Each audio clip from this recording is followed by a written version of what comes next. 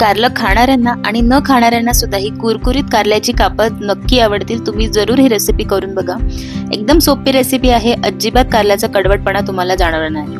Video शेवटपर्यंत जरूर बघा आणि सगळ्यात आधी मील्स बाय सुकेशनी या चॅनलला सबस्क्राईब करा.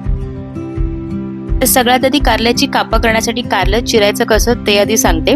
इथं मी कारलं चांगलं स्वच्छ धुवून पुसून घेतलंय. एकदम कोरडा आहे आणि कारल्याची ही दोन्ही बाजूने देठं अशी कापून घ्यायची. एकाच कारल्याची कापं मी करणार आहे आज आणि बरोबर मध्यभागी कारलं असं चिरून घ्यायचं.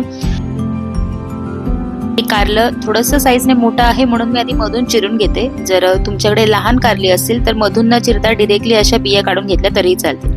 तर कुठल्याही चमच्याने किंवा पिलरने मी दाखवते त्या पद्धतीने कारल्याच्या बिया काढून घ्यायच्या.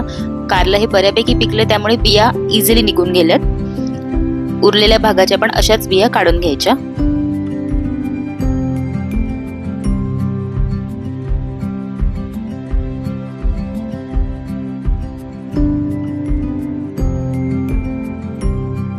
आता या कारल्याचे एकदम पातळ असे कापं करून घ्यायची.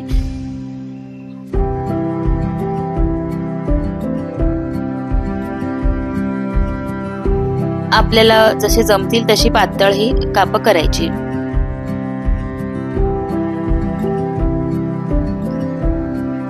बघू शकता बऱ्यापैकी पातळच मी कट करून घेते. आपण जितकं पातळ करू ना तितक्या लवकर ही कापं भाजली जातात आणि तितकी ती कुरकुरीत होतात.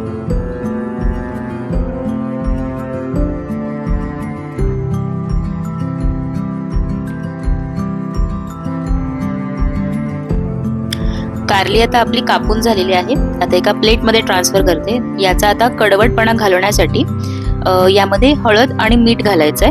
हळद आणि मिठामुळे काय होईल, कारल्याला चांगलं पाणी सुटेल आणि त्यातला कडवटपणा त्या पाण्यातून निघून जाईल.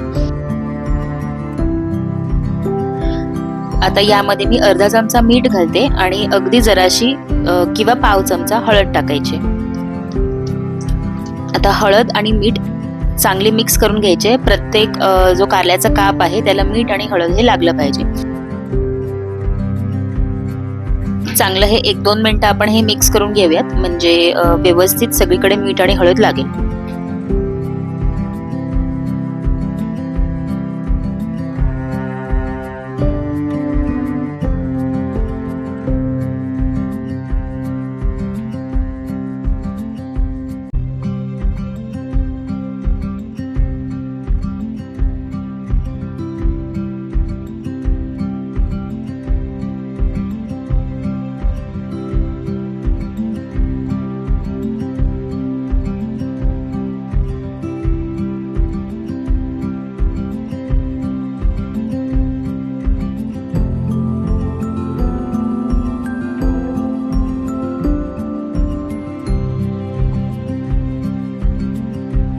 हे आता व्यवस्थित मिक्स करून झालेत.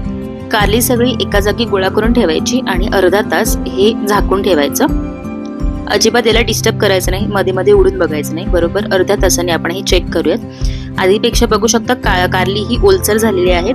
त्यातलं पाणी थोडंफार बऱ्यापैकी निघालेलं आहे. आता हवं असेल तर तुम्ही याच पाण्यात किंवा न धुता यामध्ये बाकीचे मसाले घालून कारल्याची कापं ही भाजू शकता. पण मी एकदा ही पाण्यातून धुवून घेणार आहे, फक्त एकदाच, म्हणजे यातला कडवटपणा निघून जाईल आणि घरात लहान मुलं जरी असली ना तरी ही कुरकुरीत कापं आवडीने खातील. तर एकदाच मी पाण्यातून हे धुवून घेतलेलं आहे. आता यामध्ये बाकीचे काही मसाले घालायचे. आता हे मी धुवून घेतले त्यामुळे यातलं मीठ निघून गेलेलं आहे. त्यामुळे पुन्हा मी 1 पाव चमचा मीठ घालते. थोडीशी हळद घालायची. जर तुम्ही ॲज इज वापरणार असाल ना तर मीठ आणि हळद पुन्हा घालू नका.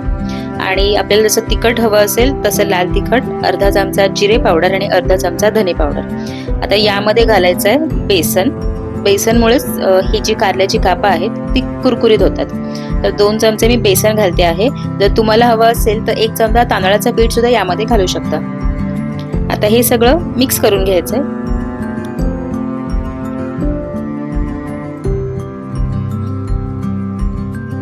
शक्य होईल तितकं, जमेल तितकं प्रत्येक जी कारल्याची रिंग आहे, कारल्याचं काप आहे, त्याला कोट करायला ट्राय करा.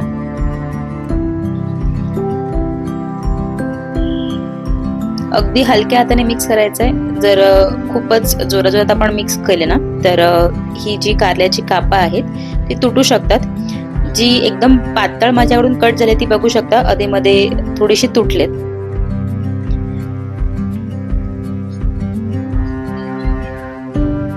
कारण आपण कारली जी अर्धा तास मॅरिनेशनला ठेवली होती त्यामुळे मऊ पडलेत आणि म्हणूनच जशी आपण मिक्स करू तशी ते तुटू शकतात. आता हळूहळू एक एक करून प्रत्येक कारल्याचा काप हा सेपरेट करून घेते मी. आता सगळे मसाले तर घालून झालेत, फक्त भाजून घ्यायचे. आता एक तवा घेतलाय, तव्यामध्ये 2 ते 3 चमचे तेल घ्यायचंय आणि तेल हे तव्यात चांगलं पसरवून गरम करून घ्यायचंय.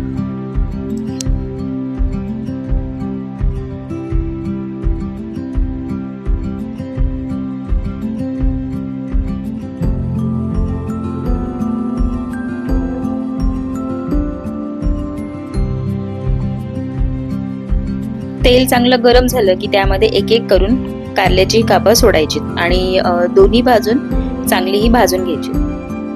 ही कापं पटकन भाजली जातात आणि लगेच कुरकुरीत सुद्धा होतात कारण यामध्ये आपण बेसन वापरलं आहे.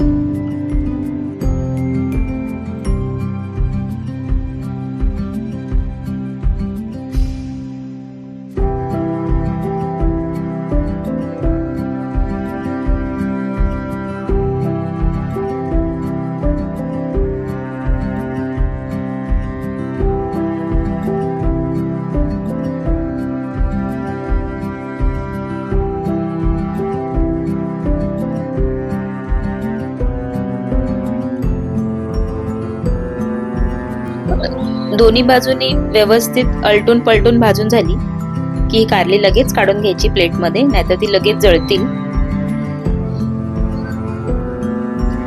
तर अशा प्रकारे एकदम सोप्या पद्धतीने आपली कुरकुरीत कारल्याची कापं तयार आहेत.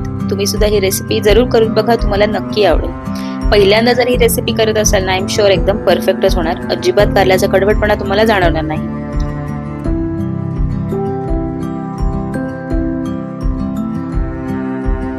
रेसिपी आवडली असेल तर मील्स बाय सुकेशनी या चॅनलला सबस्क्राईब करा, व्हिडिओजना लाईक करा आणि जास्तीत जास्त शेअर करा. पुन्हा भेटूया अशाच एका रेसिपी सोबत. Thank you so much for watching.